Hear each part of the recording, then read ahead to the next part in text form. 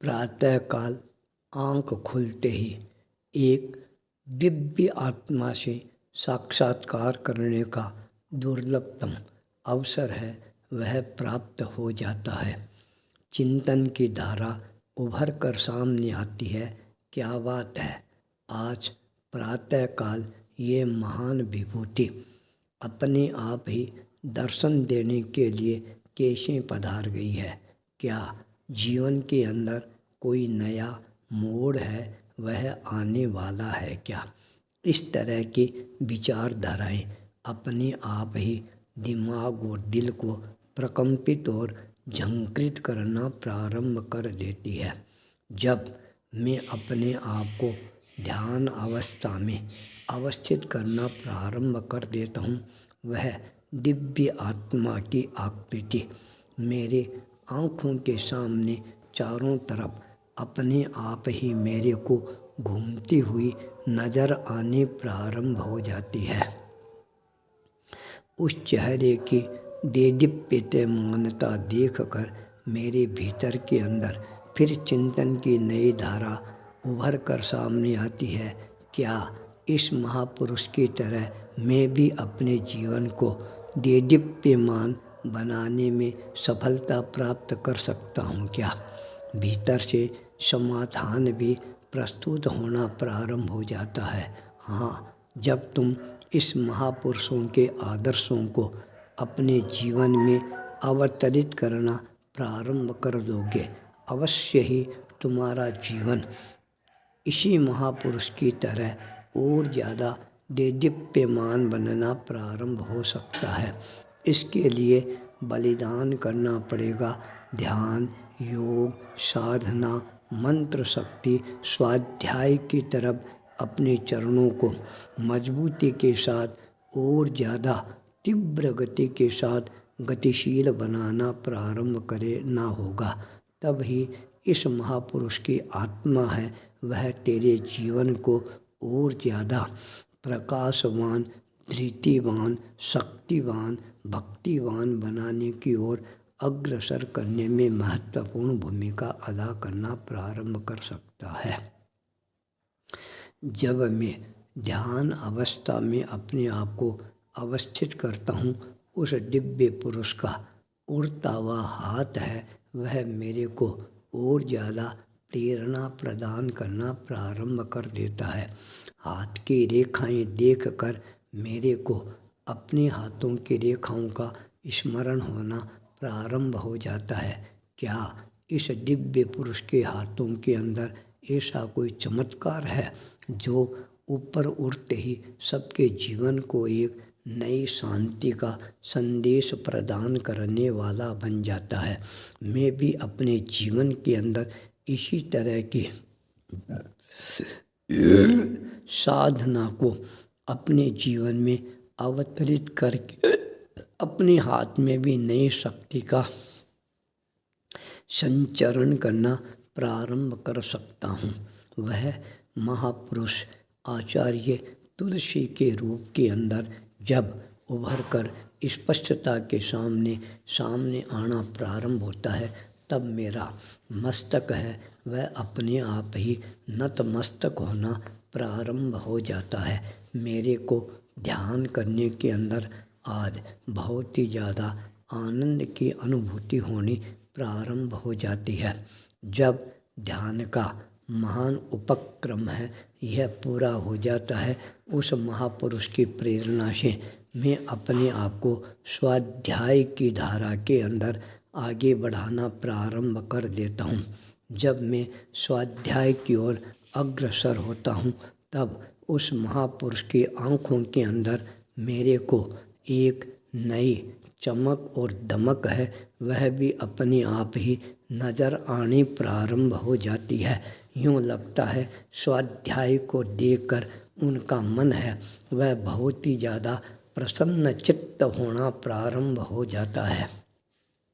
स्वाध्याय मेरे जीवन को एक नई ऊर्जा के साथ के अंदर शांति प्रदान करने वाला भी बन जाता है। स्वाध्याय के द्वारा मैं अपने आप को उसी धारा में और ज़्यादा निष्णात बनाना प्रारंभ कर देता हूँ। स्वाध्याय के उपक्रम के साथ जब मंत्र शक्ति के भीतर अपने आप को तल्लीन बनाना प्रारंभ कर देता हूँ, तब उस दिव्य आत्मा की एक नई आकृति मेरे सामने उभर कर आती है। प्रातःकाल 4 बजे के समय जब मैं उस दिव्य आत्मा की चरण शरण में पहुँचता था, उस समय जब वो अपने आप को इष्ट मंत्र शक्ति की आराधना के अंदर तल्लीन नजर आते थे, वही शक्ति मेरे जीवन को मंत्र शक्ति की ओर गतिशील बनाने वाली बन जाती है। जब मैं प्रायश्चित के रूप में प्रतिक्रमण करना प्रारंभ करता हूँ, तब वह दिव्य आत्मा खड़ी खड़ी मेरे को ध्यान अवस्था में नजर आनी प्रारंभ हो जाती है, जो मेरे को यह प्रेरणा प्रदान करती है, जब तक ध्यान अवस्था में अपने आप को एकाग्र चित्त बनाकर प्रतिक्रमण नहीं करेंगे, तब तक हमारे को हमारी त्रुटियां हैं वह कभी भी नज़र नहीं आएगी। अपनी कमजोरी को दूर करने के लिए ध्यान अवस्था अवश्य ही अपने जीवन को एक नई शक्ति प्रदान करने वाली बनती है, जो आगे जाकर प्रायश्चित के रूप के अंदर हमारे जीवन को शुद्धि की ओर अग्रसर करने वाली बन जाती है। प्रातःकाल का सूर्योदय एक नई अंगड़ाई लेकर आता है, पर सायंकाल का समय है भयानक तूफान का समय के रूप में उभर कर सामने आ जाता है। आज हनुमान जयंती होने के कारण वह तूफान भी लोगों के लिए एक तरह से नया वरदान भी बनना प्रारंभ हो जाता है। 24 भुजाधारी पार्श्वनाथ पद्मावती शक्तिपीठ में जब बरड़िया बालाजी धाम की तरफ से यह आयोजन किया जाता है, तब मेरे भीतर के अंदर अपने आप ही एक नई प्रेरणा का संचार होना प्रारंभ हो जाता है। क्या आज के दिवस पर तुम अपने गुरु को कहीं पर प्रतिष्ठित करने में अपना योगदान प्रदान कर सकते हो क्या? तत्काल मेरे को आचार्य तुलसी का स्मरण होना प्रारंभ हो जाता है। 24 भुजाधारी पार्श्वनाथ पद्मावती शक्तिपीठ के पीठाधीश्वर अशोक मुनि के मन के अंदर कल्पना थी, मैं अपने गुरु के नाम पर एक वाटिका का निर्माण करूं। तत्काल मैंने अपने श्री बोथरा बालाजी धाम मेवाड़ ट्रस्ट मंडल के अध्यक्ष महेंद्र जी कोठारी से संपर्क स्थापित किया और मैंने कहा, मेरी इच्छा है आज मैं अपने गुरु के नाम से कुछ कार्य संपादित करना चाहता हूँ। उन्होंने तत्काल कहा, जो आपकी मर्जी हो वो आप कर सकते हैं। अशोक मुनि को मैंने कहा, अशोक मुनि, आज मैं इस पावन दिवस की प्रेरणा पर श्री बोथरा बालाजी धाम ट्रस्ट मंडल की तरफ से जो तुम वाटिका का निर्माण करना चाहते हो, उस निर्माण का सारा दायित्व है श्री बोथरा बालाजी धाम है, वह उठाने के लिए तैयार है।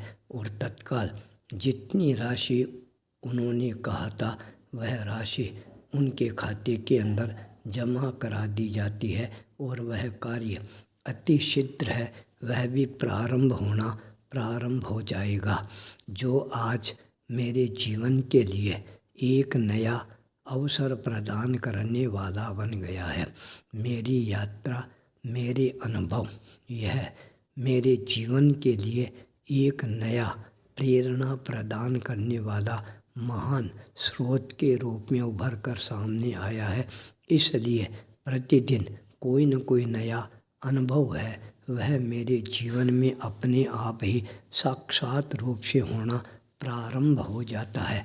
आज का दिवस मेरे लिए और भी ज़्यादा महत्वपूर्ण बन जाता है जब मैं अपने गुरु आचार्य तुलसी का नाम है कहीं पर भी प्रतिष्ठित कराने के अंदर अपना योगदान प्रदान करना प्रारंभ कर देता हूँ, तब मन है वह अपने आप ही प्रसन्नता से झूमना प्रारंभ कर देता है।